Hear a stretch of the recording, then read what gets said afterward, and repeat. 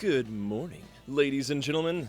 Or if you're watching this on replay somewhere else, that's great too. My name's John Caspian. Today we are talking about Wild West Exodus, a new favorite game of mine, although I have many wargame favorites.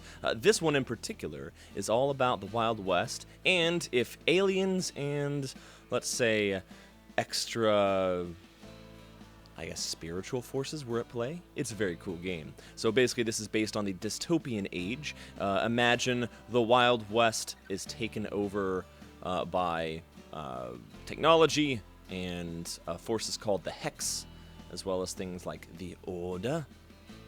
It's very cool. So this side on the left here is my aliens. And these are led by a fully evolved human, Jocasta.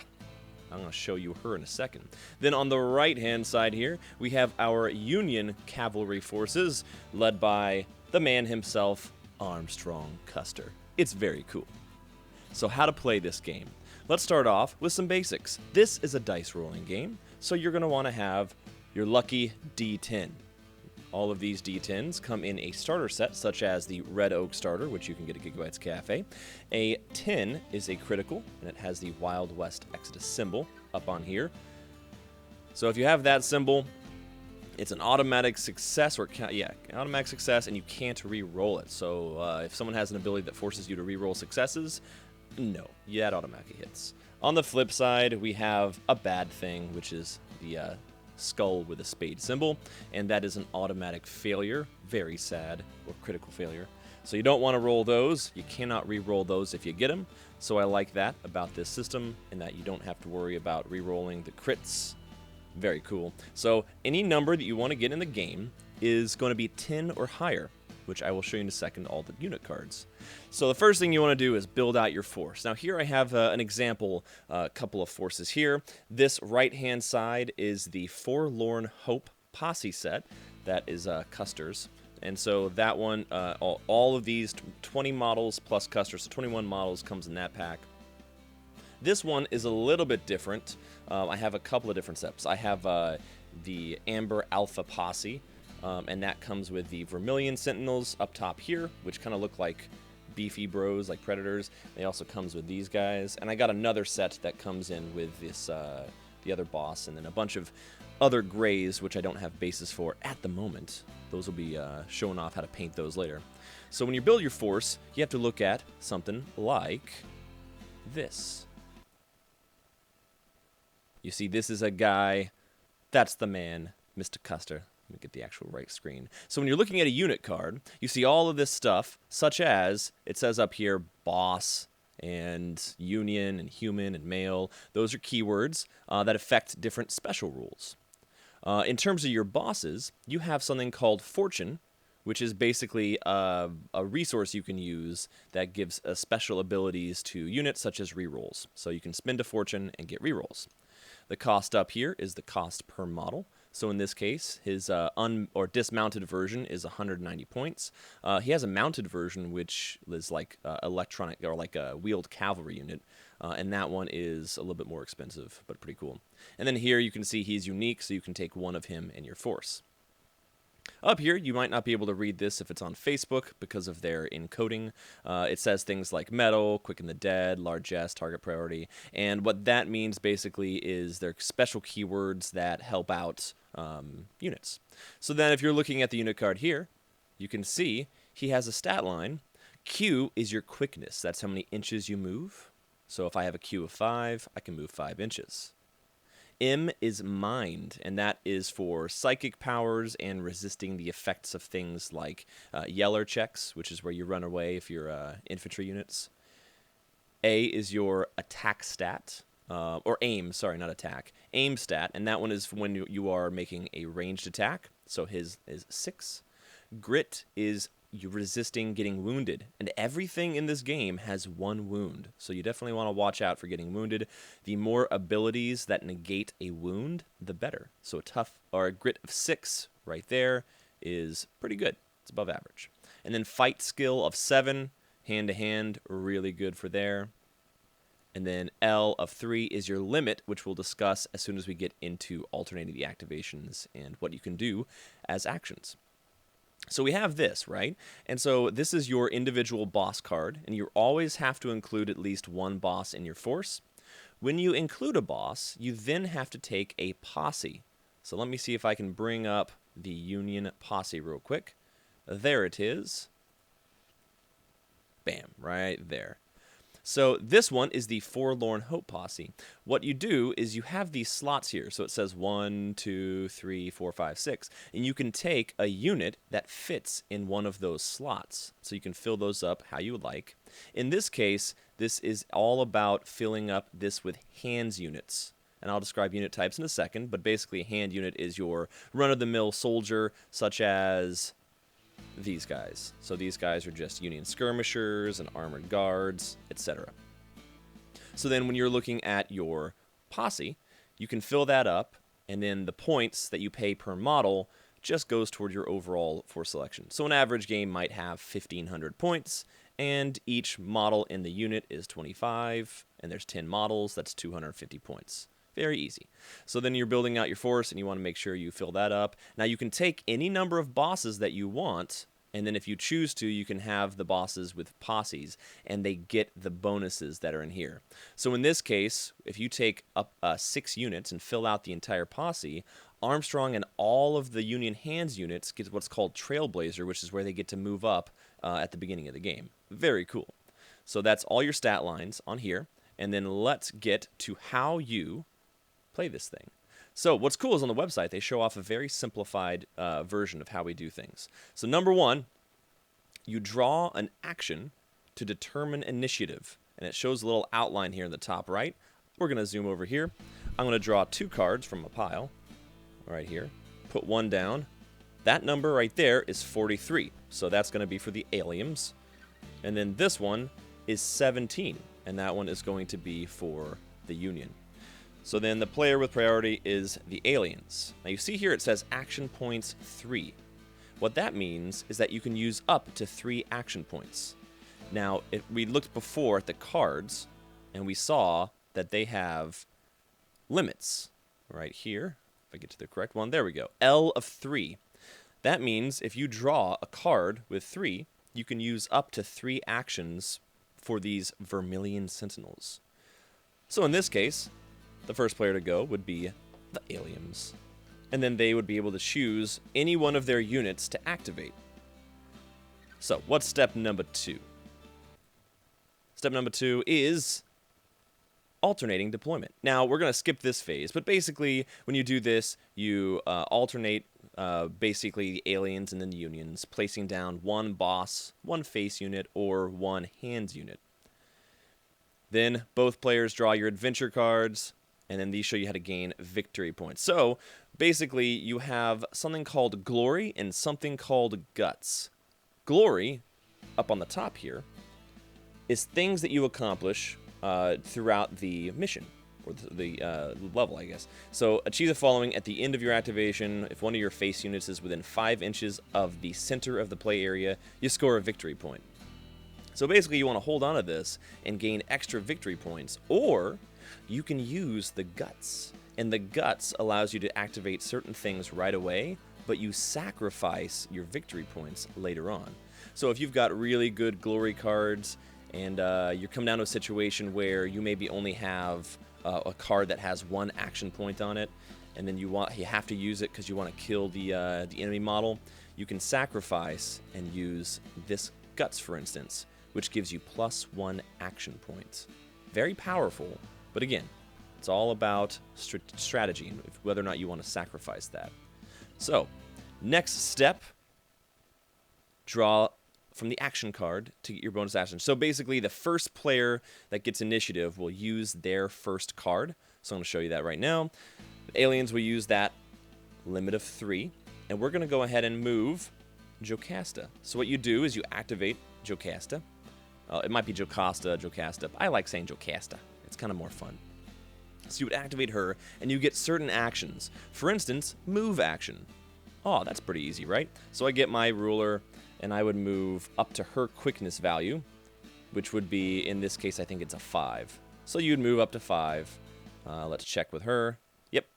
Q of 5, and then you can move that many inches. Easy peasy. So in this case, we could move in melee. That uses up one of her 3 actions. And notice her limit was 3, so now she has 2 actions left. If you ever want to repeat an action, you can do that. You just have to pay an extra action point. So if she wanted to move twice, she would have to use all 3 of her action or toward her limit in order to move twice. So the first one will be 1, and the second one will cost an extra 2 for a total of 3. So she moves, and then another basic action is she can attack. Alright, that sounds pretty cool. Let's look back at our unit card, and we see down here that she has melee attacks. If I can actually get that to pull all the way up. Nope, there we go. So I can't quite pull it up without messing with the screen too much more. Aha! I fixed it. So then here we have her blades. So then it has, right here, PRC, and that means pierce. It reduces the grit of whoever you're attacking. And also ROA, which is rate of attack. So then I am going to attack Custer with 2 attacks at pierce -2. I'm going to use my fight of 5. So what you do in order to roll a dice is, or determine your target number, is you want to hit 10 or above. So if I have the D10 here, I have a fight of 5. That means my dice roll plus 5. In this case, I rolled an 8, which ends up being 13. Yes, good math. So 8 plus 5, I'm good. I'm good to go. That is over 10. So that means she successfully hits him with the first one. And then he has to take a grit check. And when he takes the grit check, we have to look over here. His grit is 6. So add my dice plus 6. In this case, I rolled a 7. It's right behind Jocasta, but it's a 7. So 7 plus 6, we're over 10. We're good to go. So he saved that one. Then we do her next attack. That is a critical fail, which means she cannot re-roll it. Very sad. And he doesn't have to take any sort of grit check. Pretty simple, right? So now her activation, she would have 1 more limit, and she can do a variety of different special things, such as you can focus attacks, which gives you +2 to your attack. You can do things like hunker down if you're in cover, all kinds of cool things. But those are called special actions, which was in another video. But this is just your basic stuff. So let's go back to our thing here. They decide what units to activate, spend an action point to perform actions to the limit, and then the opposing player goes, and we do this until all units have activated. Yep. So overall, that's literally what you have to do. Now, the cool thing about this is that everything in the game has 1 wound. So whether it's a boss or a hand unit or a face unit, which is basically a supporting character, they all have 1 wound. And the only big difference between main characters like bosses and, run-of-the-mill soldiers is their special abilities. So let's take another look at special abilities, for instance, of Jocasta. So let's have her. So you see over here, she has different abilities. My screen is a little bit far away. But basically there's one where they have to re-roll successful hits against her. It's called Shrouded. And so every time someone hits her, they have to re-roll it, which is awesome. So if Custer wants to fight against Jocasta, let's say I drew the card for him, and we got 4 action points, which is epic. You see there 4. So he's going to activate. He's going to try to melee Jocasta. So he's going to spend 1 action point to focus, which gives him a +2 to his fight, which makes his fight 9, which is awesome.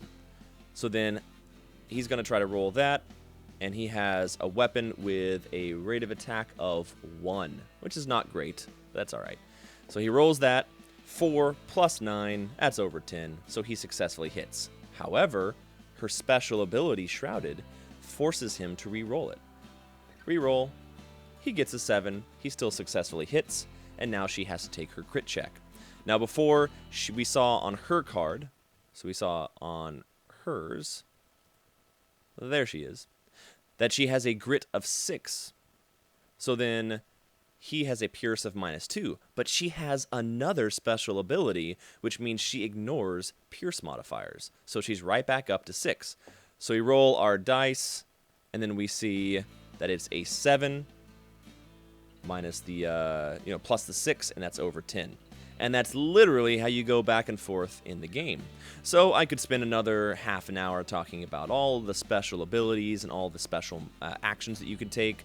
But fundamentally, you can move, you can charge, you can attack, and then you can modify those various things with aiming, with focusing, etc., etc. So the final thing to talk about before I let you go for the day is fortune. So we saw on the unit cards for the leaders that they have this fortune stat line. So Jocasta has fortune of 3. So in this case, you have certain abilities and certain bonuses that you can apply with your fortune. So if I look over here, I can spend a fortune to re-roll a dice. So I would take away one of these, and then I would re-roll if she failed a dice roll. Let's say her grit is 6, and we rolled a 1, or 2. Sorry, run is a crit fail, and you can't re-roll that. But let's say she got a 2. Well, I spend a fortune, and then re-roll it, and then I got an 8, and I'm good to go. Now, you can't re-roll a re-roll, so you can't just unlimited re-roll. But it's really good if you're in a pinch. What's really awesome is that the boss units can actually give these fortune abilities to other units that are on the battlefield. It's an ability called largesse. So let's say that these Union guys here shot their pistols over at the Vermilion Sentinels. They successfully hit 2 of their attacks. So I would roll for my first one to defend, and they succeed. And then my second one, let's say it's a 4, and that would fail. I could spend the fortune from Jocasta, and then allow the Vermilions to use that fortune. So that's a really cool thing, and you can use that, I believe, anywhere in the battlefield.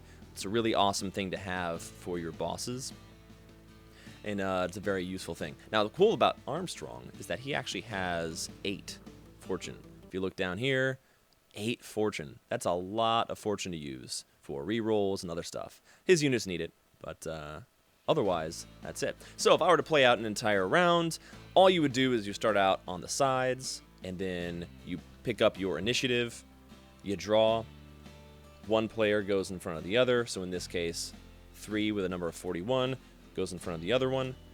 That player discards his, and then the leading player will use that 3 action point card on one of their units. They alternate back and forth, doing different actions toward their limits, and then they're good to go. Now, an important thing to note about fortune and actions. An action point doesn't necessarily mean an action. So an action point can sometimes be used outside of an action. So if you have more action points than your unit has a limit, let's say you have your limit of 2, but you have 3 action points, you can use that 3rd action point on something that's not toward their limit. Really important thing to note. And finally, with fortune, fortune regenerates at the end of the boss's activation. So if Jocasta uses all of her fortune saving the Vermilions with her fortune, at the end of her activation, she regenerates her fortune back up to its starting value.